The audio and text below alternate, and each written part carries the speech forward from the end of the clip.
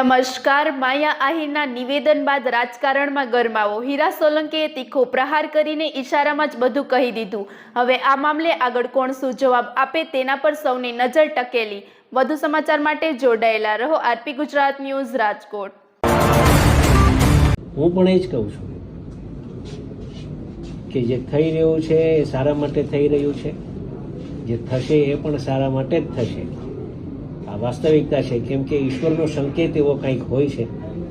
આપણે કંઈક ખોટું કરીએ તો ઈશ્વર એટલા માટે જે થઈ રહ્યું છે સારા માટે થઈ રહ્યું છે એટલામાં સમજી જવાનું હોય કે આટલામાં રોકાઈ જવાનું હોય, આગળ વધાય નહીં. અને એના માટે આ થઈ રહ્યું છે સારા માટે થઈ રહ્યું છે, થશે એ બી સારું થશે અને હવનું ઈશ્વર સારું કરે. સાહેબ, એક આખી સવાલ કે આજે અહીંયા સંમેલન હતું, સુરતમાં આવ્યા અને કઈ રીતનો સંદેશો? કોઈ સંમેલન નહીં, આ માત્ર ને માત્ર મારે આભાર માનવો નથી. એક બપોરે હું અહીંયા આવ્યો ને બપોરે એક મીડિયા દ્વારા એક સંદેશો પહોંચાડ્યો કે બધાનો આભાર માનો છે, અહીંયા ભેગા થાવ.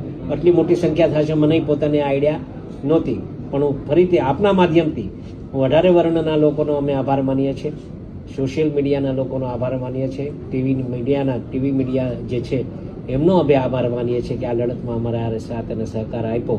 એ બદલ આપ સૌને અમે હાથ જોડી અને ખૂબ ખૂબ કોળી સમાજ દ્વારા આપ સૌનો આભાર માનીએ છીએ. Thank you. એક માર ખાય છે, 8 મારે છે, પણ તોય કહું કે ભડના દીકરાએ કઈ માફી બીબી નથી માંગી. એ મર્દાનગીનું કામ છે, એક વાત સમજજો. મારવું અને માર ખાવું ને એ બે મર્દાનગીનું કામ છે. છેતરીને મારવાના પ્રયત્ન કર્યા, છેતરીને, અને વિડીયો બનાવીને એક દહેશત ઉભી કરવા માંગતા હતા. નહીં તો સ્વાભાવિક રીતે બને કેવું માર ખાવા વાળા હોય એના પરિવાર વાળા વિડીયો ઉતારી જાય. શું કામ?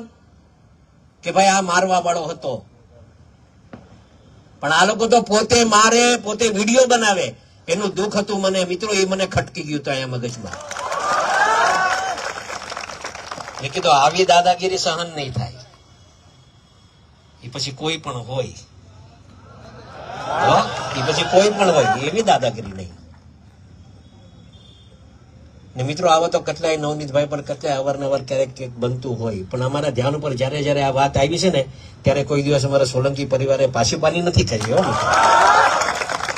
આ બહુ સ્પષ્ટ વાત છે, કોઈ બીજી વાત નથી.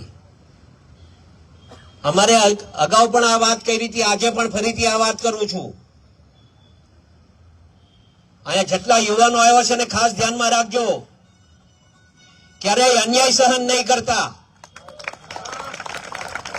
આપણે કોઈ પર અન્યાય નથી કરવો,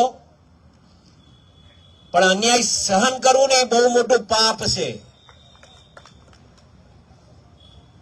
અને મેં કીધું ને કે આ જે રીતે આખા ગુજરાત ભરમાં, મિત્રો, આપણે સાચા હતા, આપણો સમાજ સાચો હતો, નવનીત સાચો હતો. અને એના હિસાબે 18 વર્ણ આપણા હારે હતા. કોઈ એમ કહેતું હોય કે આ સમાજ તમારા હારે નથી, એવું નહોતું. આપણે નામ નથી આપવા, પણ દરેકે દરેક સમાજને એવું લાગ્યું કે આ ખોટું થઈ રહ્યું છે.